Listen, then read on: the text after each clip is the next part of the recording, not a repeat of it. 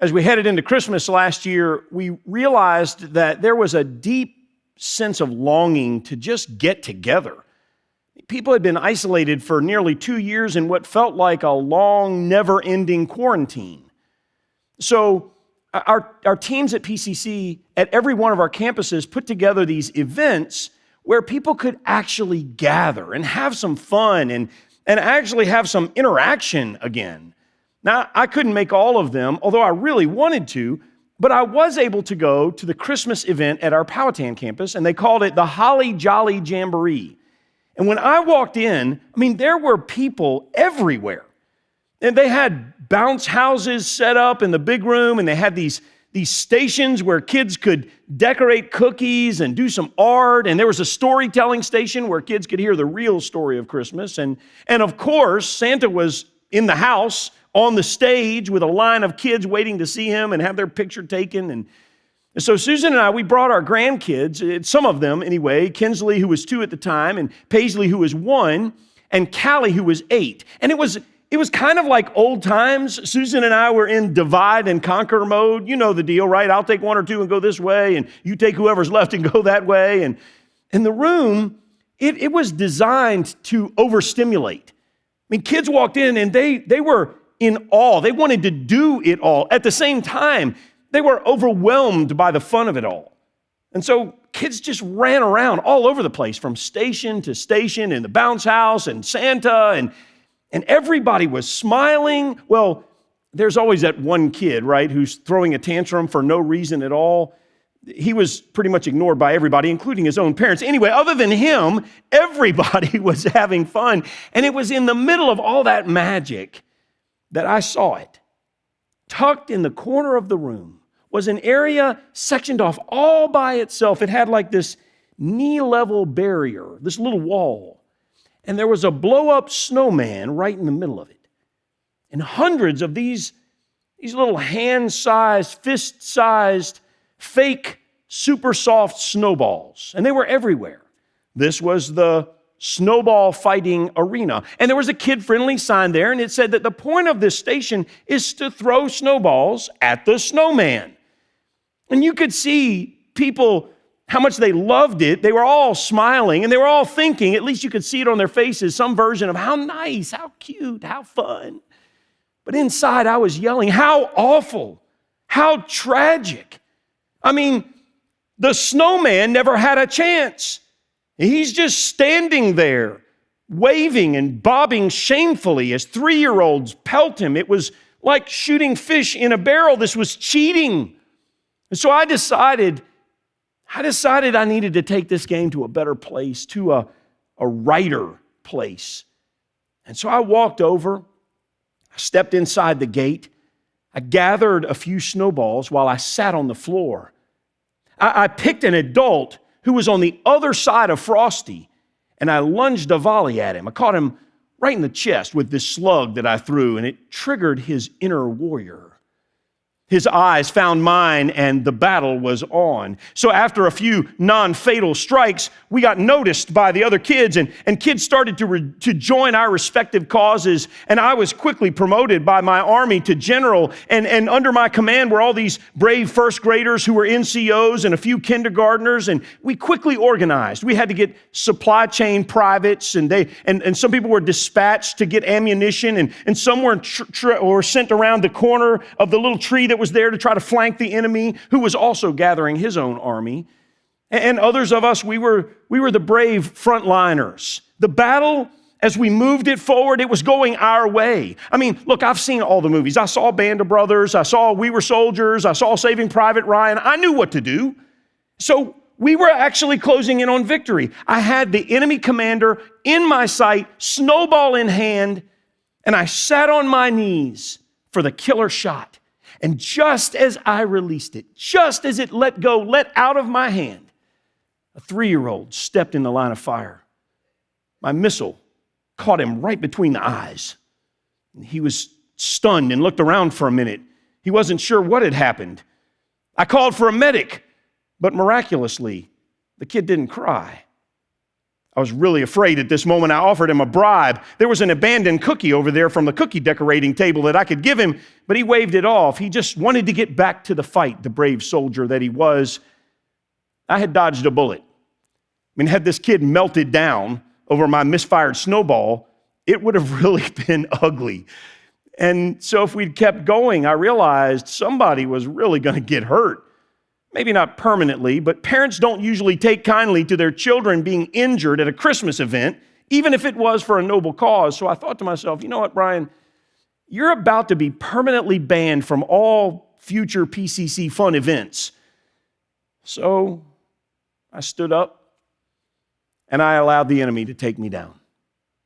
Sweat pouring off my head, the visible result of the brutality of conflict. I stepped off the battlefield in disgrace. The brave soldiers who had fought with me scattered in retreat. We had lost. The thing is, though, we could have won. We wanted to win. I wanted to win. We had our opponent on his heels. He was outsmarted. He was outgunned.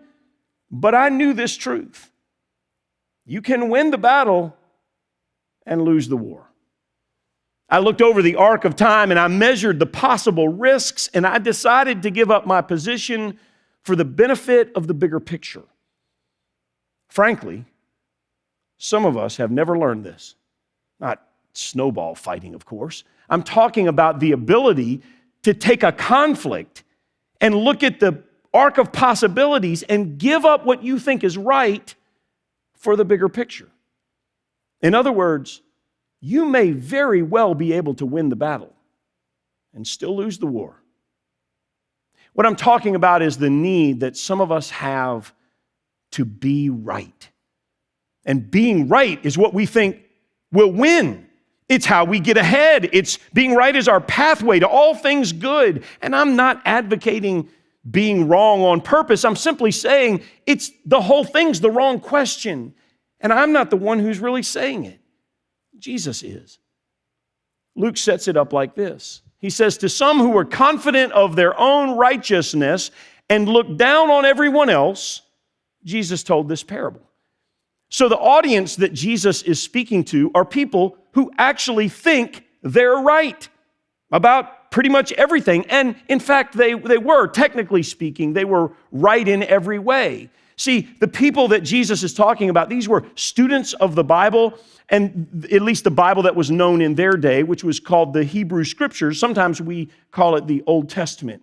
And so these guys that Luke is referring to, they're not just students of the Hebrew Scriptures. They were obsessed with it. Obsessed. And just to be clear, I hope that I get to be known for that too. I read the Bible every day for about 20 minutes. And then I study it in kind of a deep dive for 2 different events every week. I research, I read scholarly thinkers, I really try to understand what the Bible is teaching. I spent 7 years in school after I got my bachelor's to know this book to the best of my ability. I revere the God behind this sacred text. So I'm not bashing people for knowing the Bible. And these guys Luke is talking about, they knew it far better than me. Many of them had memorized large portions of the Hebrew Scriptures, and they understood the rules better than anyone. More than that, they actually followed the rules better than anyone. And because of that, because they followed the rules to the letter, because of that, they thought they were better because they knew they were righter. Yeah, I know that's not a word. You're right about that. But this rolls off the tongue better that way. They thought they were better because they knew they were righter. And Luke tells us that their rightness produced a certain attitude, a way of thinking of everybody else as lower than they were, lesser than, worse as people. And as if they kind of thought, we must be graded on a curve, and as long as I'm more right than you are, I'll be at the top of the class, which apparently was their goal. And Jesus wants to show us that this is not the way it works, not from God's perspective anyway. So to some who were confident of their own righteousness and looked down on everyone else, Jesus told this parable. He said, 2 men went up to the temple to pray, one a Pharisee, the other a tax collector. The Pharisee stood by himself and prayed, God, I thank you that I'm not like other people, robbers and evildoers and adulterers, or even like this tax collector. I fast twice a week and give a tenth of all I get. Pharisees were at the top of the righteousness chain. No one was more religious. No one was more right. They got all the rules right all the time. Specifically, devout Pharisees, they observed prayer 2 or 3 times every day. They would always pray in the morning and always pray in the evening and sometimes pray at noon. There's nothing wrong with that. And it's a good habit to have dedicated prayer times, of course. But when this Pharisee in the parable, when he prayed in the temple, because Jesus says they went to the temple, it was a public display of piety. He didn't really go there to pray to God. He prayed with himself so that everybody else could hear how good, how right he was. When you and I pray, the audience is supposed to be God. Not that we can't pray with other people. Of course we do that. But the one we're talking to, even if we're praying with a group, the one we're talking to is not the people around us or ourselves. It's God, right? Have you ever heard somebody pray out loud with a group of people and you wondered who they were really talking to? I mean, some prayers are actually preaching. Some prayers are actually judging others, which is exactly what this guy did. And the Pharisee wasn't really praying. He was throwing himself a reward ceremony. He was recognizing his rightness so that everybody else would be in awe of him. And so he goes through his resume. For example, this phrase when he says, I fast twice a week.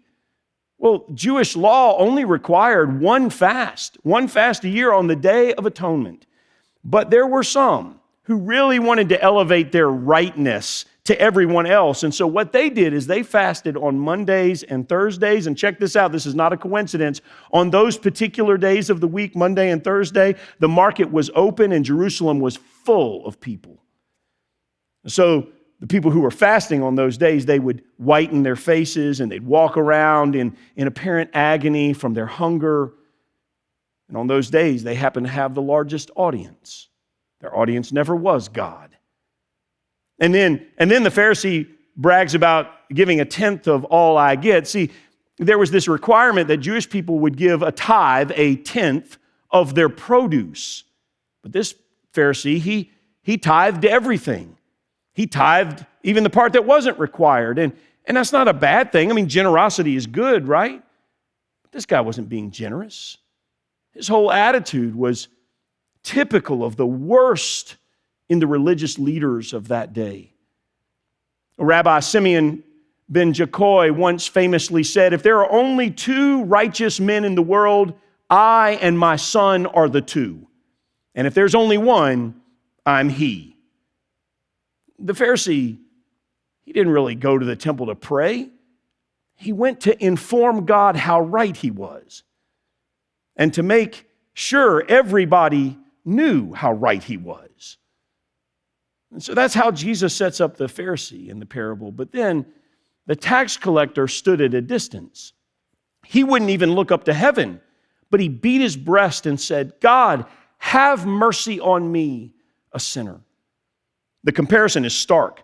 I mean, this guy, the guy who's the tax collector, he stood at a distance. He wouldn't even go to the temple. He wouldn't even go to the place of prayer.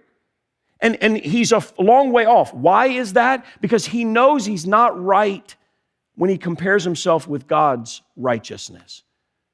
So in the distance, away from the temple, he hangs his head. He won't even look towards heaven because he knows he's not worthy of God's attention or his affection. Everything about this guy acknowledges that he knows who he is when he compares himself with God, and he could care less whoever else is around. He doesn't even care if anybody else is around. They're not the audience. It doesn't matter if there's somebody else who's worse than he is. In fact, I want you to check this out. The phrase, have mercy on me, a sinner, it's not really translated right into English. The word he uses would be better translated like this, God, have mercy on me, the sinner. Meaning, he can't imagine anyone who's worse than he is. His plea, not make me top of the class or make me better than everybody, just mercy. Just mercy. Because he knows he's not right. And Jesus' conclusion to this parable is pretty convicting. He says, I tell you that this man, the tax collector, rather than the other one, the Pharisee, went home justified before God. For all those who exalt themselves will be humbled, and those who humble themselves will be exalted. The world we live in today is one of constant comparison and continuous arguing, all of that in an effort to make a clear dividing line between the right and the wrong. And I'm sure I'm on the right side, and if you don't think like I do, then I'm sure you're on the wrong side, right? Insisting that I am always right, that's pride. And pride from God's perspective is a very bad quality in human beings. Let me give you some samples from the Bible. And just so you know, the Bible spends a lot of energy to be sure that we know how God feels about pride. Here's one. The Lord detests all the proud of heart. Another translation replaces the word detest here with the word hate. Now, I don't know about you, but I'd like to do all I can not to be detested or hated by God. And it turns out that pride, which includes thinking that I'm right about everything, is the fast lane to be on God's I detest you list. Here's another one. Do you see a person wise in their own eyes?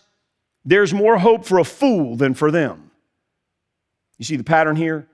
Wise in their own eyes means that this person thinks they're right about everything. One more. Don't do anything only to get ahead. Don't do it because you're proud. Instead, be humble. Value others more than yourselves. Pride is a really bad motive. Pride says, I'm right and you're wrong. Every positive example of somebody to follow from the Bible is of someone, including Jesus, who is humble. So let me ask you, could you be wrong? You're asking yourself, well, what are you talking about, Brian? About what? I don't know. About anything. When was the last time you said to somebody, I was wrong? Susan and I were doing some furniture rearranging, and we had been talking about this. We were in the car going somewhere, and I had this really cool thought. I said, you know that love seat, it would go right in that nook. That would be just the right spot for it. And my wife, Susan, who is occasionally too quick to kill a good idea, she replied immediately. She said, it won't fit there. I mean, it literally will not fit there. Yes, it will, I said. I was really confident about this. No, I haven't measured, but I'm sure of it. I'm sure it will go there. She said, you know, it would look good there. I agree with that, but I'm telling you, it won't fit. So as soon as we got home, we walked to the area that I was talking about, and Susan eyed it, and she measured it, and then everything went quiet. I could see her thinking, how am I going to get out of this? And finally, she said these words, this is a quote, she said, I guess I was wrong. That wasn't enough for me. So I said to her, is there another side of that statement you'd like to say to me right now? No, she said, and there was a smile on her face that was, sort of guilt-ridden, like she'd been caught eating my secret stash of sugar. And so that conversation, it ended with laughter, and it was all good. But sometimes it's not, because sometimes we just insist on being right. It isn't enough for somebody else to confess their mistake. Our pride insists on elevating our status as the right one. So let me ask you again, when was the last time you said, I was wrong? I was wrong. It's harder for some of us than for others. And if you have a hard time saying it, or if it's almost never that you say it, well, maybe it's pride that's in your way. And God hates pride. We were on a creative retreat a couple of months ago, and I've got this incredible assistant, Shelby, and she goes out of her way to help me, and she on these particular events, she goes and gets snacks and all kinds of stuff for this 2-day adventure that we do about 3 times a year in order to prepare for our Sunday experiences here at church. And so my favorite late night snack is Frosted Flakes. And I wake up on this particular retreat about midnight, and I go into the kitchen, and I find this. Now, in case you don't know, these are not Frosted Flakes. These are fake flakes. And so I look at this box. I mean, it's a bear, for crying out loud. It's not, never mind. So I go back to bed hungry, and I was just determined I'm not going to defile myself with such an abomination. And the next day I sent her this video message. So I held up this box, and it was all in jest, of course, and I gave her a really hard time. A really hard time. But the other folks on the retreat, they saw an opportunity. So later that day on our lunch break, they all went to the store, and they got the holy version. They got the real Frosted Flakes with my pal, Tony the Tiger. But they didn't just do that because they love me. They had another motive. They brought the box back, and they made me put on a blindfold for a taste test. Well, I assured them I had been eating Frosted Flakes my entire life and that I could absolutely tell the difference. I had all the confidence in the world. So they put the blindfold on me. I hold both samples one in each hand. I smell them each. I chew them slowly. I swallow them. And then I declare a winner. The real Frosted Flakes were on the right. Hands down, no question about it. I'm 1,000% sure. I was wrong. There were witnesses in the room, and it was hard to debate. So I tried to fight it. I resisted saying I was wrong. I tried to say the whole thing was rigged. I tried to say there was a conspiracy against me, but the truth is, I really couldn't tell the difference. And I finally had to say, I was wrong. It's all good fun, right? I mean, who can't admit that they were wrong in that situation? But what if it's more serious? What if it's more serious than couch size and placement or cereal selection? What if what we're talking about is your position on politics, masks and vaccines, racism, or climate change? What if we're willing to say we might not be right about guns or government, or crime or immigration or 1,000 other things that have us highly offended? I mean, that's what we're trying to do, right? That's what this series is about. We're trying to all calm down and be less offended. And that has to start with the idea that there might be other ideas, that I might not be right about everything. But even that list I threw out just a minute ago, the one I just did, it has some of us right now just amped up. I mean, really, you were with me until now your breathing is more shallow and your heart's beating faster, and you think I told you were wrong. I didn't, for the record. I simply said, you might not be right about everything, or about at least some of it, somewhere. So hold on. I'm not going to make it worse, I promise. The worst part's over. Come back to me. I want you to listen to what the Apostle Paul said. He said, now we see only a dim likeness of things. It's as if we were seeing them in a foggy mirror. But someday we will see clearly. We will see face to face. What I know now is not complete, but someday I will know completely, just as God knows me completely. What Paul is saying here is, look, we don't have a real full, clear picture here on this side of heaven. And we just don't. Even the closest to God among us still, it's like looking through a foggy mirror. So here's my position. This is what I think. That's what I think Paul's trying to say to us. I might be wrong about pretty much anything, as long as I'm right about Jesus. That's the one position I'm completely closed on. And I say this a lot. I say, I really do think that I know the answer to this spiritual question you might you might send to me, or this theological position that I've developed, or this view of God's perspective. I think this is how God sees things. I think I'm right about all kinds of things. But on this side of heaven, it's like looking through a dark glass. We have a fuzzy picture. And my only absolutely firm, unwavering, unopen to movement position is that Jesus is Lord, that His name is above every name, that Jesus created me, He knows me, He loves me enough to die for me. For everything else, though, everything else, I could be wrong. And that's okay. Because listen up if you're a follower of Jesus, this is super important. Jesus did not call us to tell people how wrong they are. He calls us to tell people how loved they are. Jesus did not call His followers to tell everybody how wrong they are. He called His followers to tell everybody how loved they are. Are you with me? When the church stops being the center of rightness and starts being the center of hope because God so loved the world, we might just see the whole world get more right because of it. When people who are supposed to be following Jesus stop following the latest pundit more than they follow the Gospels, we might just see more people following the Gospels. When Christians around the world are no longer known as finger-pointing, judgmental condemners and start acting like Jesus, who humbled Himself literally to death in the ultimate act of love, then we might just ironically see the world straighten itself out a little.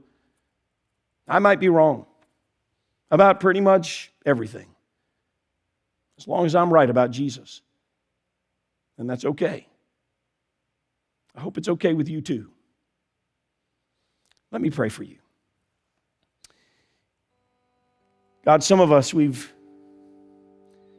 just gotten so hung up on all the issues that we insist we have to be right about. Some of us obsessed with those things more than we're obsessed with the good news of who you are or the good news of the Bible.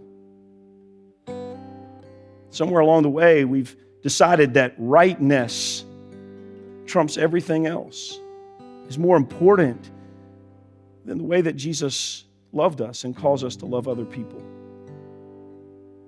Help us have a spirit of, I might be wrong, as long as I'm right about you, God. Help us to acknowledge that you're the convictor. That's not my job.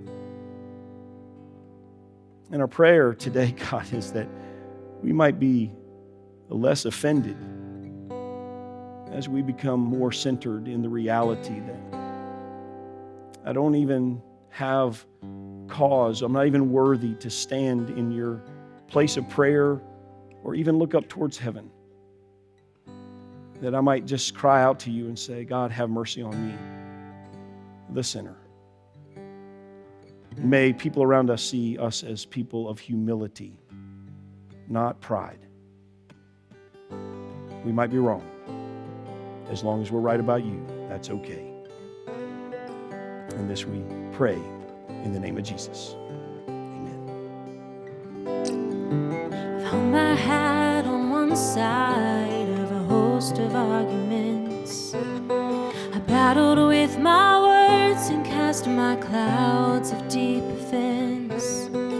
Jesus cares about how I feel and your opinions too. I could be wrong, and so could you.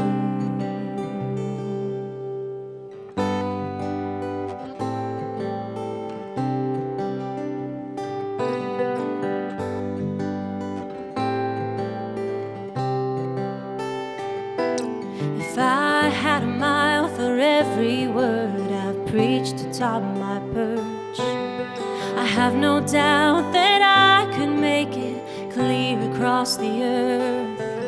I'd rather take a couple steps to see a different view. I could be wrong, and so could you.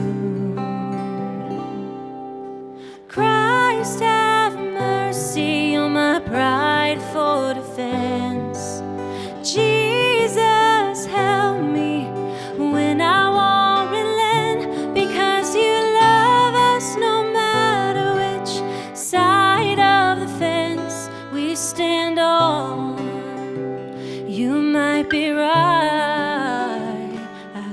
could be wrong.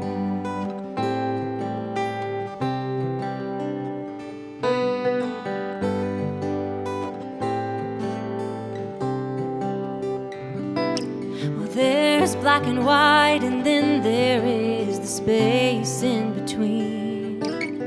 It's in that middle we lay down facades we hide beneath. And in that space the Lord can work a miracle or two.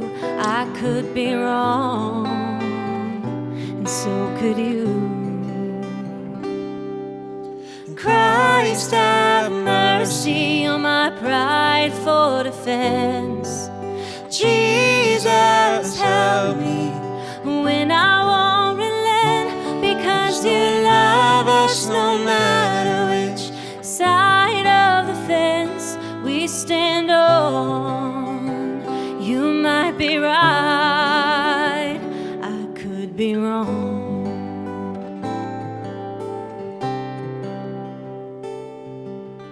In between accusers and the one who would defend, Jesus calls us from the center and invites us in. So will you sit with me at his feet and try to talk again?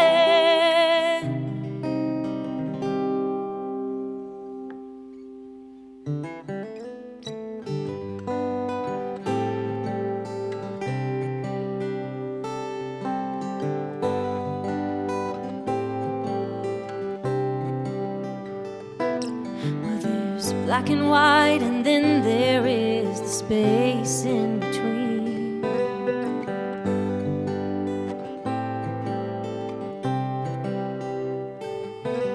And in that space the Lord can work a miracle or two. I could be wrong.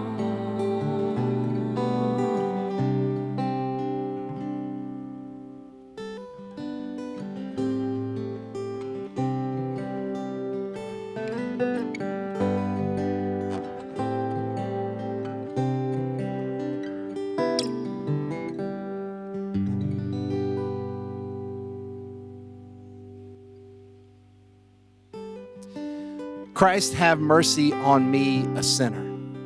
What if we spent more time saying those words and less time insisting on how right we are? Because we might be wrong about all sorts of things, but if we're right about Jesus, that's what matters. Pastor Angie has a follow-up video to extend this conversation. You can find that on our website or our app, and we'll see you next week as we continue the No Offense series.